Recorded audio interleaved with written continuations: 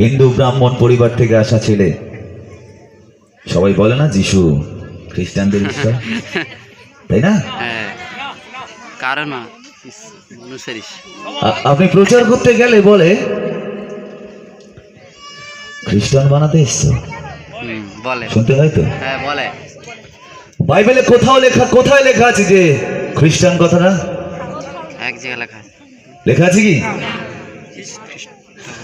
আন্তিখিয়া উপমহাদেশে কিছু লোক প্রার্থনা করছিল এবং সেই উপমহাদেশের লোকগুলোকে দেখে ওইখানকার জাতিরা একটা নাম দিল। যেমন অস্ট্রেলিয়ার লোকদের কি বলা হয়?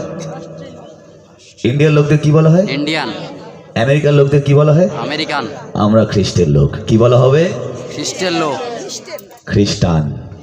একটা আন যোগ করে দিল। অস্ট্রেলিয়ার লোক যদি এখানে আসে আপনি অস্ট্রেলিয়ান, যদি ভারতের লোক থেকে আপনি ইন্ডিয়ান, তাই না?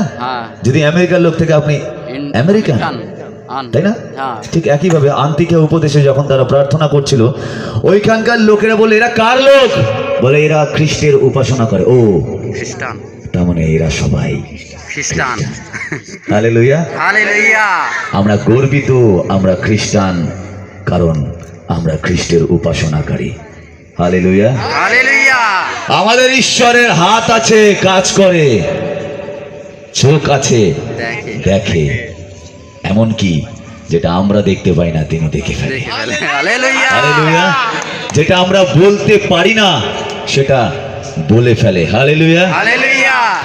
তাই তো যখন ডেড বডি হয়ে ঘুমাচ্ছিলাম, আমার মা আঁচল পেতে যিশুকে বলছে, যিশু আমি ব্রাহ্মণ বাড়ির বউ, আমার ছেলে হিন্দু ব্রাহ্মণের ছেলে, শুনেছি তুমি ইসরায়েলের ঈশ্বর, তুমি খ্রিস্টানদের ঈশ্বর, কিন্তু যিশু আমি এটাও শুনেছি যে যখন তোমায় মারা হচ্ছিল তখন তুমি হাত ছড়িয়ে বললে, পিতা ইহাদিগকে ক্ষমা করো, ইহারা কি করিতেছে এরা জানে না। অর্থাৎ যিশু হলো একমাত্র ক্ষমার ঈশ্বর। সেই কথা নিয়ে আমার মা প্রার্থনা করলো আঁচল পেতে, আর যিশুকে বলল, যিশু তুমি ক্ষমার ঈশ্বর, আমি জানি আমার ছেলে পাপ করেছে, আমিও পাপ করেছি, আমি জানি তোমার চোখে আমি পরজাতি, কিন্তু যিশু তুমি তো পিতা। যদি পিতার 7টা ছেলে থাকে, একটা ছেলে যদি বদমাশি করে, কোনো ছেলে যদি কাদায় পড়ে যায়, ধুলোয় পড়ে যায়, সেই পিতা আবার তুলে ধুলো ঝেড়ে আবার কোলে তোলে। পিতা তুমি তো জগতের পিতা, তুমি পারো না আমার ছেলের পাপ ময়লা ধুলো ঝেড়ে তাকে আবার তোমার কোলে তুলতে? দেখুন কোলে তুলেছে, জীবিত আছি। Hallelujah, hallelujah. সাক্ষ্যটা কি এখন বলবো না পরে বলবো? বলবো? সবাই রাজি শুনতে?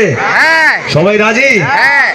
তাহলে একবার সেই জীবিত ঈশ্বরের জন্য জোরে বলে, যিশু তুমি পারো সবকিছু করতে, বলে দিন যিশু তুমি পারো সবকিছু করতে, যিশু তুমি সবচেয়ে শক্তিশালী, তুমি সবচেয়ে শক্তিশালী, যিশু তোমার হাতে ক্ষমতা আছে যিশু তোমার ক্ষমতা আছে মৃতকে জীবন দেওয়ার, মৃতকে জীবন দেওয়ার, অভাবকে নাশ করার, অভাবকে নাশ করার, রোগীকে সুস্থ করার, রোগীকে সুস্থ করার। শুনুন তাহলে, সালটা ছিল 2018, এটা কত? 2023-এর আজকে শেষ দিন। 2018 সালের 31শে ডিসেম্বর আজকের দিনেই আমার ওই রোগটা আমার শরীরে বাসা বেঁধেছিল। আজকের দিনেই 2018-র আজকের দিনেই সেই রোগটা আমার শরীরে 31শে জানুয়ারি বাসা বেঁধেছিল। যদি যিশু না আসতো তাহলে আমার ঠিকানা হতো আমার ঘরের ফটো ফ্রেমে। প্রতি বছর বছর আমার বাড়ির লোকরা মালা পরাতো, ভুলে যেত সবাই, মা এই ফটোর সামনে দাঁড়িয়ে দাঁড়িয়ে কাঁদতো বুক চাপড়ে চাপড়ে, আর বলতো একটা কথা, বাবা তুই কেন চলে গেলি? কিন্তু যিশু বলেছে যে আমায় বিশ্বাস করে সে মরিলেও জীবিত থাকবে। ঠিক 2018-র 31শে জানুয়ারি আমার প্রচন্ড পরিমাণে জ্বর হয়। মন দিয়ে শুনবেন, কেউ অন্য কোথাও, এই আমি সময়টা বলবো, এই সময় কেউ এই মঞ্চ ছেড়ে বেরোবেন না। আমরা গান শুনবো, আনন্দ করবো, সব কিছু করবো, কিন্তু ঈশ্বর কিন্তু গান শোনা বা গান করার আজ্ঞার আগেও একটা আজ্ঞা দিয়েছেন, সমুদয় জগতে যাও তোমরা আমার সাক্ষ্য বহন করো। সাক্ষ্য বহন করো। হালেলুয়া। হালেলুয়া। আমি এসেছি সেই জীবন্ত ঈশ্বরের জীবিত হবার কাজকে দেখাতে, তার ক্ষমতাকে আপনাদের সামনে দেখানোর, পেশ করার জন্য এসেছি, বলার জন্য এসেছি। আমি অনুরোধ করব, কেউ এই মুহূর্তে এই মঞ্চ ছেড়ে যাবেন না। যদি আসতে হয় আসুন, চুপ করে বসে পড়বেন, কেউ কারোর দিকে তাকাবেন না, কথা বলবেন না। বাচ্চারা, বাবারা একটু চুপ করে বসো, শুনুন সেই ঘটনা। 2018-র 31শে জানুয়ারি আমার রোগটা শরীরে বাসা বাঁধলো, জ্বর আসলো। আমি 2রা জানুয়ারি ভর্তি হলাম। টালিগঞ্জে বাঙর বলে একটা হাসপাতাল আছে, যদি কখনো জানবেন, বাঙর হাসপাতাল। সেই বাঙর হাসপাতালে আমি ভর্তি হই। ভর্তি হওয়ার পর ডাক্তার দেখে যে আমার প্রচণ্ড জ্বর, জ্বরে প্যারাসিটামল দিতে থাকে। এবং প্যারাসিটামল আমরা সবাই জানি জ্বরে খাই আমরা। প্যারাসিটামল দিতে দিতে আমার জ্বরটা কিন্তু কমে না, উপরন্তু আরও বেড়ে যায়। ঠিক 5 তারিখ আমার ব্লাড রিপোর্ট আসে, বিলিরুবিন টেস্ট করে, সেই রিপোর্টে ধরা পড়ে আমার হেপাটাইটিস বি বলে একটা রোগ আছে। আপনারা শুনবেন ডাক্তারের কাছে। হেপাটাইটিস বি, যেই রোগটাতে কি হয়, লিভার ইনফেক্টেড হয়ে যায়, লিভার বেড়ে যায়। সেটা বাঁচতেও পারে, আবার নাও বাঁচতে পারে, অনেকে বেঁচেও যায়। তো সেটা নিয়ে অত বাড়িতে চিন্তা ছিল না, অনেকেরই হয় বেঁচে যাবে ট্রিটমেন্ট করলে। আমি ভাবলাম তো ঠিক আছে, নর্মাল লোক বেঁচে যাব। 5 তারিখে, 6 তারিখে আবার রিপোর্ট বেরোলো। সন্ধ্যাবেলা করে রক্ত নিত এবং সকালবেলা রিপোর্ট দিত। সকালে যখন রিপোর্ট দিল 6 তারিখে, সেই রিপোর্টে আসলো, আমার রিপোর্টে লিভার সিরিওসিস। সিরিওসিস অফ লিভার মানে হচ্ছে লিভারটা এরকম ফুটো ফুটো হয়ে যায়। এবং জানেন, আমার লিভার শুধুমাত্র সিরিওসিস নয়, 97% লিভার ড্যামেজ হয়ে যায়। আমার বাবাকে ডাক্তার ডাকে আর বলে, আপনার ছেলে? বলে হ্যাঁ। বলছে এই রোগটা একমাত্র তাদেরই হয় যারা প্রচন্ড পরিমাণে নেশা করে, ড্রিঙ্ক করে, তাদের হয়। আমার বাবা বলে, তাহলে আমার ছেলের কি করা উচিত এখন, আমার কি করা উচিত?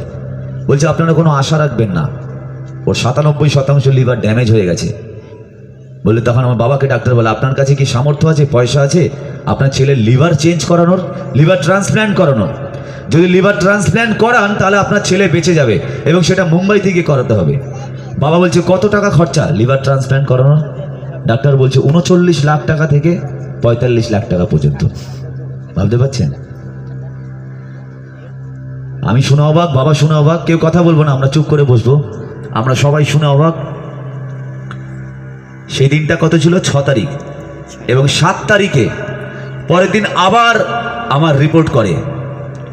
যে রিপোর্টটা করানোর পর যে রিপোর্টটা আসে, সেটা কোনো ডাক্তার, পৃথিবীর কোনো শক্তি, জগতের কোনো শক্তি ওই রিপোর্টকে চেঞ্জ করতে পারে না। একজন মহান পুরুষ, তার নাম নিচ্ছি না, তার গলাতেও, তিনি অনেক আধ্যাত্মিক গুরু ছিল, তার গলাতেও ওই রোগ হয়েছিল, তিনিও ওই রোগ দূর করতে পারেনি। যে রোগের কোনো অ্যান্সার নেই, সেই রোগের নাম কি? ক্যান্সার।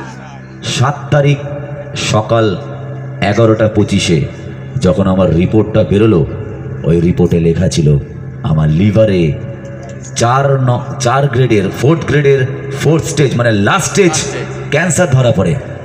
আমার বাবাকে ডাকা হয়, বাবাকে ডাকার পর সবাই বাড়ির লোক অবাক হয়ে যায়, বলছে এই তো 2 তারিখে জ্বর নিয়ে ভর্তি হলো, এর মধ্যে এত কিছু হয়ে গেল। বাবা বলছে কিভাবে সারবে? বলছে কিভাবে সারবে এটা জিজ্ঞাসা করবেন না, জিজ্ঞাসা করুন যে আপনার ছেলে কতদিন বাঁচবে। আমার বাবা বলছে মানে? কেন, ভেলোরে গেলে তো ক্যান্সার সুস্থ হয়, টাটা মেডিকেলে দেখালে তো ক্যান্সার সুস্থ হয়। বলছে সেটা 1st stage cancer, last 2nd stage cancer, আপনার ছেলের 4th স্টেজ ক্যান্সার হয়েছে, যে ক্যান্সার কোনোদিনও সারে না।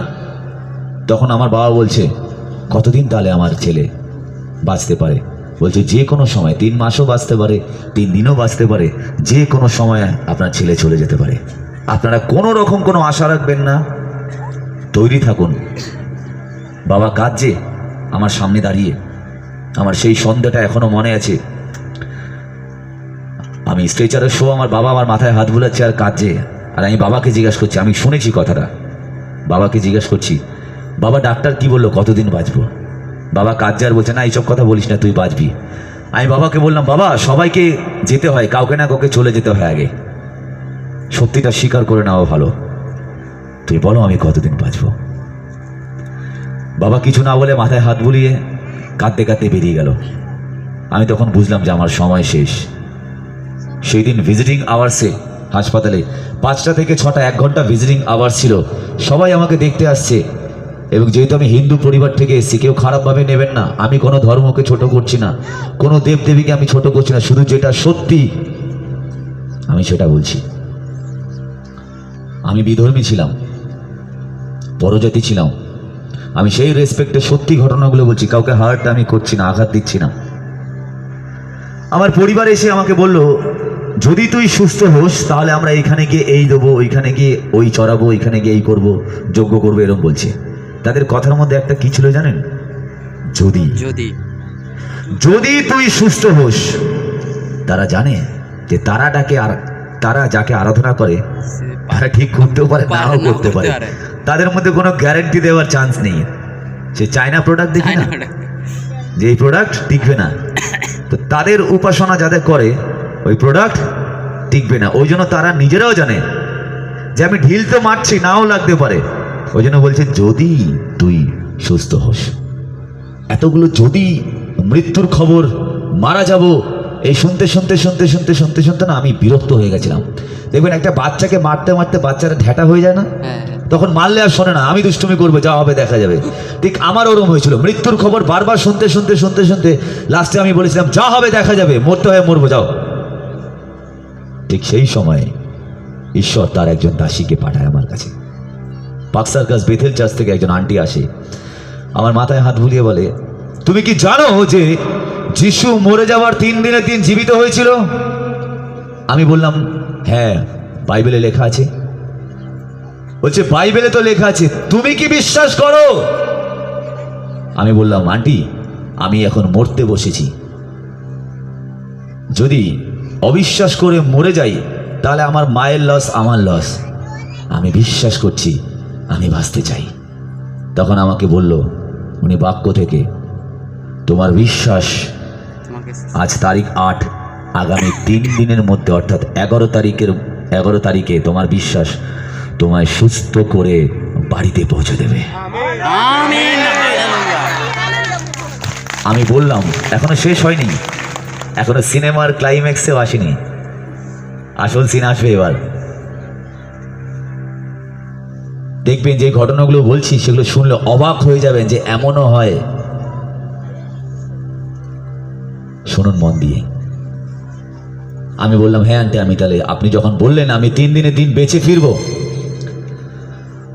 হঠাৎ উনি চলে গেল প্রার্থনা করে, আমার মনে সাহস আসলো আমি 3 দিনের দিন বাঁচবো, 3 দিনের দিন বাঁচবো, 11 তারিখ সুস্থ হয়ে বাড়ি যাব।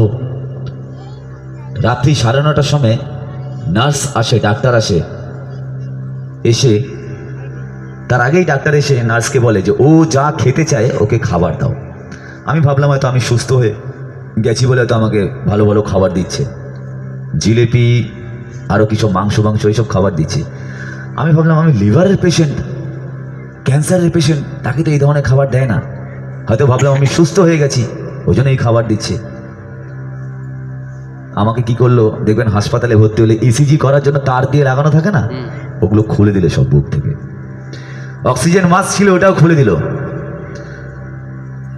আন্টিরা কাঁদছে আমার সামনে দাঁড়িয়ে, নার্স আমাকে বলছে, কাঁদছে আর দেখছে আমার দিকে। আমি বললাম, আন্টি তুমি কাঁদছো কেন? আমি তো ভালো হয়ে গেছি, তোমার ছেলের বয়সে আমি তোমার ছেলের মতন বলে মায়া পড়ে গেছে।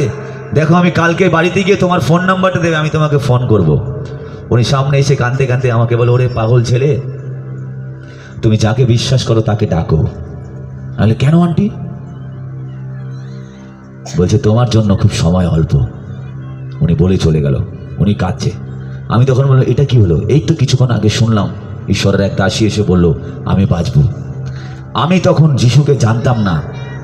আমার বাড়ির লোক বলছে যদি তুই সুস্থ হোস, ডাক্তার বলছে বাঁচবো না, ঈশ্বরের দাসী বলছে তুমি 3 দিনের দিন সুস্থ হবে। আমি কারটা শুনতাম? তখন তো আমি যিশুকে জানি না। যখন কেউ যিশুকে জানে না তখন তো ডাক্তারেরই শরণাপন্ন হয় না। আমি ডাক্তারের শরণাপন্ন হলাম আর ভাবলাম সত্যি বুঝি আমি আর বাঁচব না। যিশুর ক্ষমতাকে আমি তখন জানতাম না। ঠিক রাত্রেবেলা আমি সবার লাইটটা অফ হয়ে গেছে, আমার লাইটের মাথায় একটা সাদা লাইট জ্বালানো, কেউ কথা বলবো না, আমরা মাথায় সাদা লাইট জ্বালানো। আমার মনে হচ্ছে ওই সাদা লাইটটা দেখে সবার লাইট জ্বলছে, আমার শুধু লাইটটা অফ হয়ে গেছে। এবং জানেন সব থেকে আশ্চর্যের বিষয় কি, আমি তো সিরিয়ালে সিনেমায় গান করতাম। যখন ডাক্তার আমাকে বলল যে তুমি মারা যাবে, তার 2 সপ্তাহ পরে আমি যেই সিনেমাটায় গান গেয়েছিলাম সেই সিনেমাটা রিলিজ হবে। এবং সেই বাঙর হাসপাতালের পাশেই টালিগঞ্জ ইন্ডাস্ট্রি, আপনারা জানেন, সেখানে পোস্টার দিয়েছিল আমার নাম করে, যে মিউজিক ডিরেক্টর আমার নাম করে। ছোট থেকে স্ট্রাগল করেছি ওই দিনটা দেখার জন্য।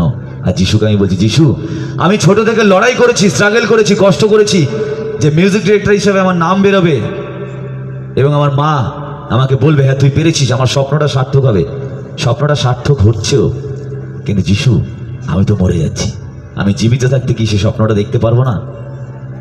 তখন যিশুকে বললাম, যিশু আমি সবাইকে ডাকলাম, কেউ আমার কথা শুনলো না। তুমি না শুনলে তোমার প্রতি কোনো আক্ষেপ নেই, কারণ তুমি তো খ্রিস্টানদের ঈশ্বর।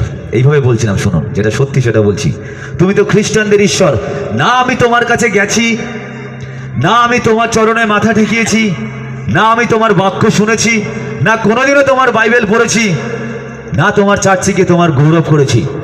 তুমি যদি না শোনো তাতে আমি কষ্ট পাবো না যিশু, আমার নিজের লোকরাই শুনলো না। কিন্তু যিশু একটা কথা বলি, মৃত্যুর পর আমাকে তুমি ভালো জায়গায় রেখো, যাতে নরক যন্ত্রণায় আমাকে না ভুগতে হয়। এই বলার পর মানুষ তো বাঁচার ইচ্ছে হয়তো বারবার মনে পড়ে যাচ্ছে, আর আমার তো ছবি রিলিজ হয়ে গেছে, গান দেখাচ্ছে টিভিতে, আমাকে তো দেখতে হবে। সেই আনন্দে আবার যিশুকে বললাম, যিশু তুমি কি পারো না আমায় বাঁচাতে? তুমি তো লাসারকেও বাঁচালে, শুনলাম তোমার দাসী এসে বলল। তখন যিশুর সঙ্গে সেই রাতে আমি হাঁটুতে উঠতে পারছিলাম না, শরীর ফুলে গেছিল, আমি শুয়ে শুয়ে ফোলা অবস্থায় যিশুর সঙ্গে চুক্তি করলাম, যিশু আমি এক হিন্দু ব্রাহ্মণের ছেলে হয়ে তোমায় বলছি, যিশু তুমি যদি এই পরজাতিকে তার মায়ের কোলে ফিরিয়ে দিতে পারো, আমি প্রতিজ্ঞা করছি আমার এই জীবন দিয়ে শুধুমাত্র তোমার গৌরব হবে, আর অন্য কারোর নয়, কোনোদিনও নয়। সেই দিন হয়তো আমি আবার শুনতে পাইনি, কিন্তু যিশু স্বর্গ থেকে বলেছিল, আমেন, আমি চাই তুমি বাঁচো। হঠাৎ রাত্রি 12:30, আমার নিঃশ্বাস এরকম নিচ্ছি, এটা আর হচ্ছে না, বুকের এখানে এসে বারবার নিঃশ্বাস আটকে যাচ্ছে। আমি বলছি এটা কি হলো, আমার নিঃশ্বাস বন্ধ হয়ে যাচ্ছে কেন? তাহলে কি যিশু আমার প্রার্থনা শুনলো না? তাহলে কি ওই 33 কোটির মতন যিশু একজন? এরকম মনের মধ্যে বলছি আমি। বলতে বলতে বলতে বলতে হঠাৎ বিছানার মধ্যে নিঃশ্বাস না নিতে পেরে আমার হার্ট ব্লক হয়ে যায়, অজ্ঞান হয়ে পড়ে যাই ওখানে। তারপর কি হয় সেই সময় আমি জানি না, হঠাৎ ঘুম ভাঙার মতন করে আমার ঘুম ভাঙে এবং আমি সচক্ষে দেখছি। সবাই মন দিয়ে শুনুন, এই দৃশ্য আমাকে ঈশ্বর দেখিয়েছে, আমার জীবন ধন্য, এই পাপী মানব জীবন ধন্য। আমি সচক্ষে দেখছি আমাকে কমলা রঙের পর্দা দিয়ে ঘিরে দেওয়া হয়েছিল। আমার ডান দিকে, অর্থাৎ গেটের ঢুকেই ডান দিকে প্রথমেই আমার বেডটা ছিল, 4 নম্বর বেড। আমার বেডের ডান দিকে দেখি দাঁড়িয়ে একটা হোয়াইট কালারের আলো, সাদা রঙের, হাত দিয়ে আমার ডান হাতে এখানে 2 বার স্পর্শ করলো। ঠিক 2 বার এইভাবে স্পর্শ করেছিল। যখন স্পর্শ করছে আমার শরীর থেকে মনে হচ্ছে কোনো একটা যন্ত্রণা বা কিছু বেরিয়ে যাচ্ছে, সমস্ত কষ্ট বেরিয়ে যাচ্ছে। এবং সেই স্পর্শটা মণ্ডলী আমি বোঝাতে পারবো না আপনাদেরকে। একটা নিউবর্ন সদ্যজাত শিশুর যেমন নরম হাত হয়, তার থেকেও অধিক অধিক অধিক পরিমাণে নরম। এবং যখন স্পর্শ করছে আমার শরীরে একটা আনন্দ লাগছে, যেই আনন্দটা আমি কখনো প্রকাশ করতে, আমি এখনো আপনাদেরকে বলছি, বিশ্বাস করুন, আমি এখনো উপলব্ধি করছি সেই স্পর্শটা। আমি এখনো টেস্ট করতে পারছি তার স্পর্শটা কেমন ছিল, প্রাণবন্ত ছিল। এবং তারপর সেই আলোটা ধুয়োর মতন করে মিলিয়ে যায়। তারপরে আবার আমি বিছানায় পড়ে যাই, শুয়ে পড়ি। যখন ঘুম থেকে উঠি তখন দেখি আমার পেছনে ঘড়ি ছিল, ঘড়ির মধ্যে 7:15 বাজে, 7:15 বাজে সকাল। 7:15 থেকে আমি 8:45 অবধি চিৎকার করি যে নার্স আপনারা আসুন। তখন আমার টয়লেট পেয়েছিল, আমি টয়লেট পেয়েছি, টয়লেট করতে যাবো, আমাকে নিয়ে যান। আমি বহুক্ষণ চিৎকার করার পর বুঝতে পারি যে আমার আওয়াজ কেউ শুনতে পাচ্ছে না। কেন? আমি কি জীবিত আছি নাকি মারা গেছি? তারপর এটা দেখার জন্য, বোঝার জন্য আমি কি করলাম, নিজে উঠেই ওই পর্দার ক্লিপটা খুললাম। খুলতে দেখি একটা অল্প বয়সী মেয়ে, ছোট, যাচ্ছে দেখি ট্রে করে কাউকে ওষুধ দিতে। যেই আমাকে দেখলো আমার টেবিলের মধ্যে ট্রেটা রেখে ও পালিয়ে গেল এখান থেকে। পালিয়ে ডাক্তারকে ডেকে নিয়ে আসলো, ডাক্তার কাজল পাল, অঙ্কোলজি স্পেশালিস্ট, আমার যিনি ক্যান্সার ট্রিটমেন্ট করতো। তিনি যখন আমাকে দেখলো কোনো কথা বললো না, তার সব টিমকে নিয়ে আসলো এবং আমার এইখানে আবার হাত দিল, ডান দিকে হাত দিয়ে দেখছে যে আমার শরীরটা ফোলা ছিল পায়ের মতন, নরম হয়ে, মানে সব ঠিক হয়ে গেছে, নর্মাল হয়ে গেছে। এবং আমার শরীরের সমস্ত জায়গায় ক্ষত ছিল, অর্থাৎ বিভিন্ন জায়গায় ইঞ্জেকশন নেওয়া হয়েছিল রক্ত নেওয়ার জন্য।